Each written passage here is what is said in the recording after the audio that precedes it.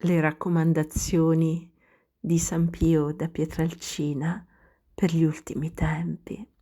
Salve a tutti carissimi, oggi vogliamo parlarvi di quanto scritto da Padre Pio in una delle sue tante lettere ai suoi tanti figli spirituali riguardo agli ultimi tempi. Scrive Padre Pio: ricordati sempre di rispettare i comandamenti di Dio, di non trascurare mai le preghiere, soprattutto quelle del mattino e della sera, ma anche e soprattutto il Santo Rosario, affinché Maria sia sempre la regina della tua casa. Non mancare mai alla Santa Messa e non trascurare i sacramenti, soprattutto l'Eucarestia preceduta dalla Santa Confessione. Segui sempre ogni catechismo che riguarda la parola di Dio e medita la parola con fede e amore.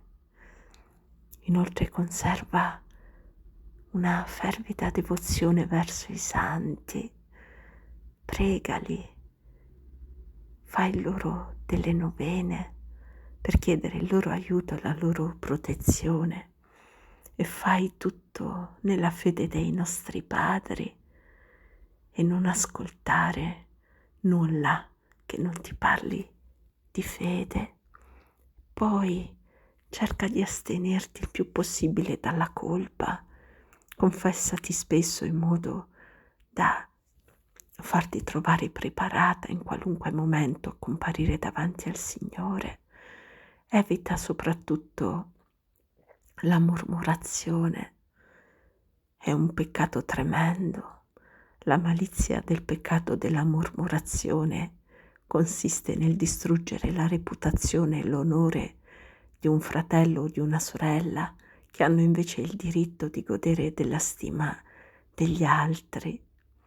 Quando tu mormori di una persona vuol dire che non l'ami, vuol dire che l'hai tolta dal cuore, ma sappi che quando togli una persona dal tuo cuore, con quel tuo fratello se ne va via dal tuo cuore anche Gesù.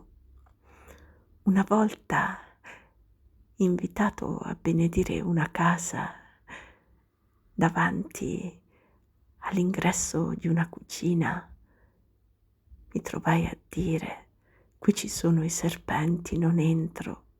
E a un sacerdote che spesso ci andava per mangiare, io dissi di non andarci più perché lì si mormorava.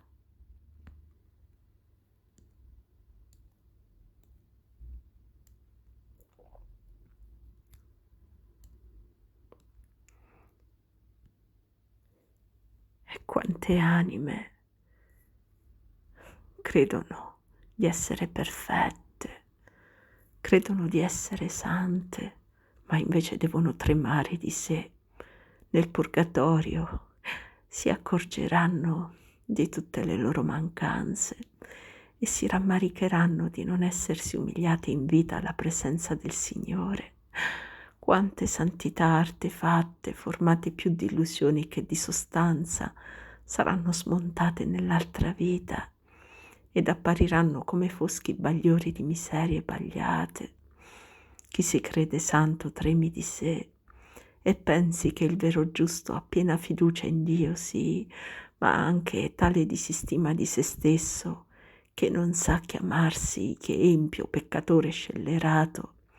La vera santità è l'unione con Dio e questa unione non può far risaltare tutte le imperfezioni. Non può non dare all'anima il desiderio di umiliarsi e di purificarsi. Noi ci meravigliamo che i veri santi abbiano avuto tanto amore al patire e abbiano fatto tante penitenze. Il desiderio del patire e l'ardore della penitenza nascono dal proprio sentimento di essere un nulla di fronte a Dio e dal credersi peccatore.